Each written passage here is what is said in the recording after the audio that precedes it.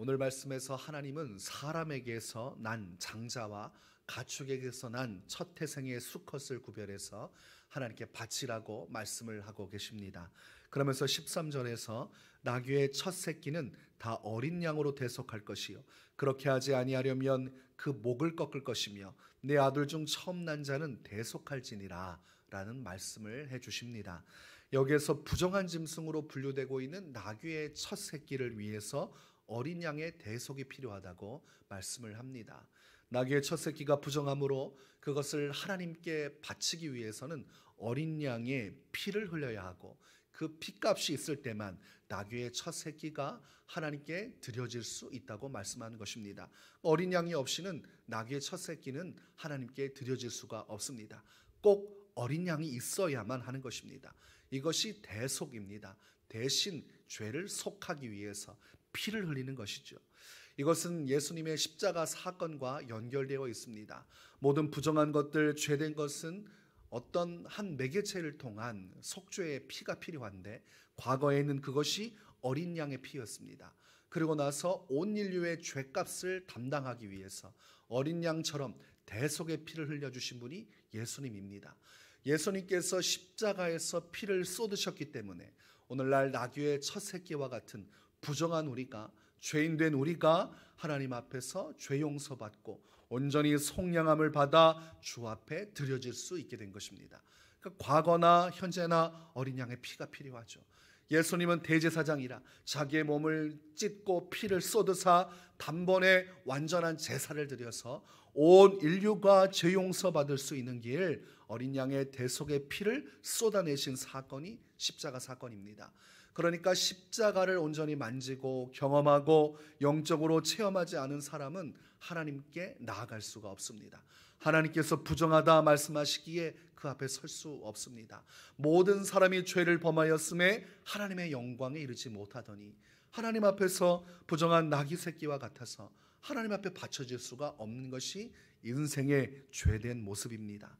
그래서 오직 예수님을 통해서만이 하나님께 나아갈 수 있고 오직 예수님만이 유일한 구원자가 되신다는 것이 그런 의미에서 해석이 되는 것입니다.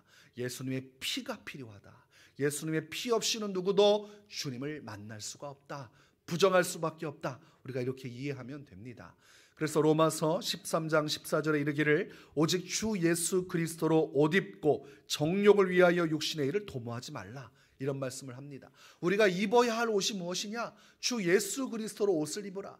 예수님을 믿는 믿음의 옷, 그 안에서 의롭다함을 받는 대속의 옷을 입으라. 이것입니다.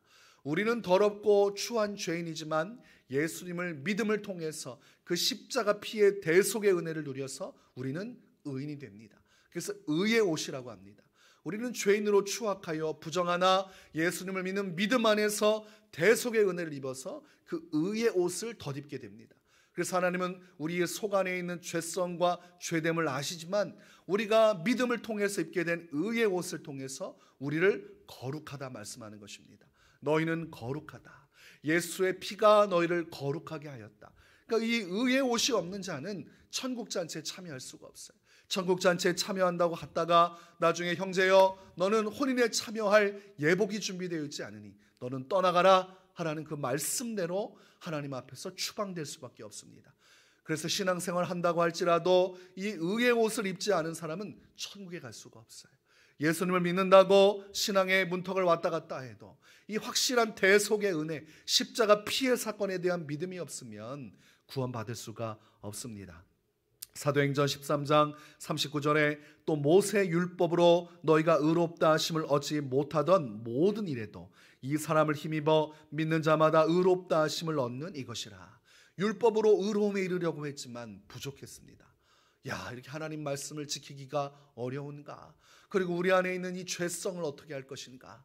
하나님의 말씀을 알면서도 그 말씀대로 살지 못하는 우리로 인해서 고통받게 하는 것이 율법이었습니다. 의롭다함을 얻기가 참 어려웠다는 것이죠. 그러나 그 연약함을 극복하게 한 것이 바로 예수님을 믿는 믿음인데 그 믿음을 통해서만 우리가 의로워질 수 있는 신비한 일이 일어난다는 것입니다. 그러니 예수의 이름이 얼마나 귀하고 소중한 것입니까? 이 세상에서 가장 가치 있는 이름이 있다면, 교회가 항상 고백하고 높여야 할 이름이 있다면 바로 그것이 예수님의 이름인 것입니다. 교회 안에서는 항상 예수님을 찬양하지 않습니까? 그가 행하신 십자가의 사건의 이 대속의 은혜, 우리의 죄를 대신 속량하신 그 은혜를 찬송하는 것입니다. 그래서 교회는 자랑할 것이 한 가지밖에 없습니다.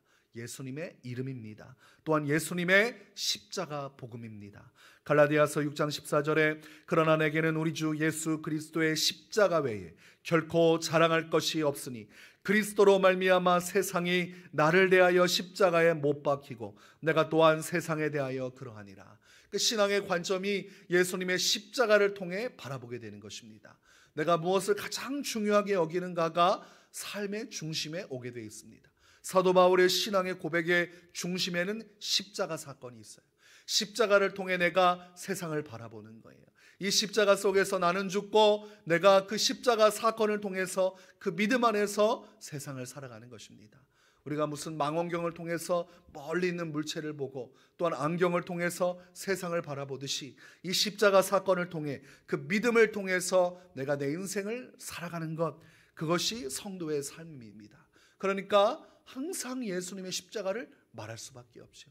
예수님의 십자가 없이는 자신의 삶 전체가 아무런 의미를 가지지 않기 때문입니다. 입을 열 때마다 십자가를 자랑하게 되는 거예요. 나를 구원하신 십자가의 은혜, 또한 누구라도 구원할 수 있는 십자가의 은혜, 어린 양의 피, 그 은혜의 역사를 고백하고 자랑할 수밖에 없는 것입니다. 그래서 십자가 사건이 마음속에 되새겨지고 이것이 내 신앙의 중심이 되면 복음을 전하게 되어 있습니다. 간접적이든 직접적이든 복음을 부끄러워하지 아니하고 이 복음을 자랑하게 되지요. 나귀의 첫 새끼의 결국은 어린 양의 대속이 없으면 죽는 것입니다. 오늘 말씀을 보시면 어린 양을 통하여서 하나님께 나귀의 첫 새끼를 바치지 않게 된다면 결과적으로는 그 목을 꺾으라고 되어 있습니다. 죽이라는 거예요. 죽을 수밖에 없다는 겁니다. 어린 양이 없으면 죽게 되는 것, 그것이 오늘날 인생들의 결국입니다. 예수님의 십자가 피 대속의 사건을 온전히 믿음으로 그 의로움을 입지 않으면 모든 인생들은 하나님의 심판을 받아 목이 꺾이게 되어 있습니다. 그것이 영원한 불못의 심판입니다. 첫 번째는 인생 가운데 한 번 죽을 것이요, 그런 두 번째 죽음이 있는데 그것은 영원한 죽음이라 불못의 심판이라 누구도 피할 수 없을 것입니다. 어린 양의 의로움이 있는 자만이 그 지옥의 심판을 벗어나 목이 꺾이오는 그 마지막 고통의 날 결말을 피할 수가 있는 것입니다. 그러니 예수님을 믿지 않고 살아가는 인생은 불나방과 같습니다. 아무리 아름답게 춤을 추고 휘황찬란하게 그렇게 허공을 날아다녀도 결국은 불 속으로 들어가서 잿더미가 되는 것이 예수 없는 인생입니다. 그러니 제일 불쌍한 사람들이 예수 믿는 사람이에요. 그런데 예수 안 믿는 사람입니다. 그런데 예수 믿는 사람들이 가지고 있는 생각이 무엇입니까? 세상적인 기준으로 자꾸 살아가는 것이 있습니다. 내가 예수를 믿으면서도 이 귀한 대속의 은혜를 받았음에도, 내가 죄 용서받아서 하나님의 백성이 되었고 천국의 영광을 누리게 되었음에도 불구하고 자꾸 세상적인 기준에 흔들릴 때가 있어요. 세상적으로 나보다 잘난 사람, 성공적으로 인생을 살아가는 사람 앞에 서면 작아지는 것입니다. 내가 저 사람보다 더 못한 인생을 사는데, 내가 이 복음을 전하는 것이 맞는가? 이 복음을 전하는 것에 있어서 머뭇거리는 것이 이 세상적인 기준이라는 겁니다.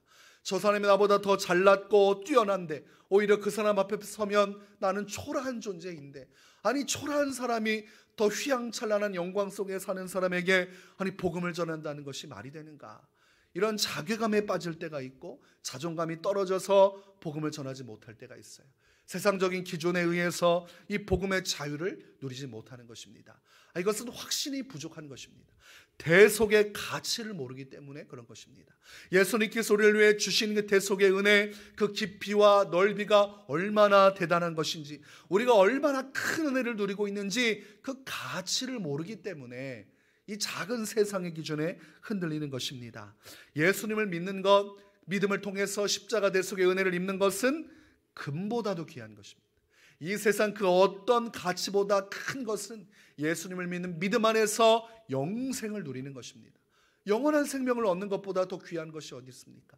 이 세상에 모든 것을 다 얻어도 이 구원 얻지 못하면 허사입니다. 천하 모든 것을 통해서도 이 영생은 얻을 수가 없는 것입니다. 집을 팔고 나라를 팔고 세상 전체를 다 맞바꿔도 이 영원한 생명과는 맞바꿀 수 없는 것입니다. 그러니까 생명의 가치를 알면, 그것을 가능케 한 대속의 은혜를 알면 세상 속에서 어느 누구 앞에서도 복음을 자랑할 수 있게 되는 것이죠. 그래서 기록하기를 내가 복음을 부끄러워하지 아니하노니, 이 복음은 모든 믿는 자에게 구원을 주시는 하나님의 능력이 됨이라. 먼저는 유대인에게요, 그리고 헬라인에게로다. 이것이 사도 바울의 고백이에요. 세상적으로 나그네와 같은 삶을 살고 복음을 전하다가 두들겨 맞고 모욕을 당해도 자존감을 잃지 않고 끝까지 사도들이 복음을 전했던 것은, 이 복음은 믿는 자를 구원하시는 능력이 있기 때문이요, 이 안에서 영생을 얻을 수 있다는 것을 확신하기 때문에, 이 대속의 은혜의 가치를 확신하기 때문에 끝까지 복음을 전할 수 있었던 것입니다. 그래서 전도가 부담이 되고 망설여지고 내가 머뭇거려질 때 이 대속받아 구속받은 이 복음의 가치를 우리가 떠올려 보아야 합니다. 얼마나 큰 보화인가. 내 인생 전체를 다 내던지고도 구할 수 없을 만큼 귀한 영생의 가치가 이 복음 안에 있다는 것을 우리가 확신하면 우리는 놀라운 복음의 전도자로 서게 되는 것입니다. 모든 신앙의 시작점은 예수 그리스도의 십자가 대속의 은혜입니다. 오늘 하나님은 이스라엘 백성을 숫곳을 떠나서 광야 끝 에담의 장막을 치게 하셨습니다. 그리고 성경은 기록하기를 하나님께서 낮에는 구름 기둥으로 밤에는 불 기둥으로 그들과 함께하여 주셨고 떠나지 아니하였다, 이렇게 말을 하고 있습니다. 예수 그리스도의 대속의 은혜가 임할 때 그 속에 구름 기둥과 불 기둥이 피어오르고 주님의 함께하심이 임하는 것입니다. 대속의 은혜가 없이는 하나님의 보호하심과 하나님의 긍휼과 자비도 없는 것입니다. 그러니 우리는 대속의 은혜를 소중히 여겨야 되고, 우리 주변에 있는 사람들에게 십자가 사건, 우리를 구속하신 그들에게 필요한 복음을 전할 수 있어야 됩니다. 오늘 우리의 인생 가운데 십자가 대속의 사건이 중심이 되고, 그 안에서 내 영혼도 살고 수많은 영혼을 예수 그리스도의 진리 가운데로 이끌 수 있는 복음의 전도자로 살아가시기를 주의 이름으로 축원합니다.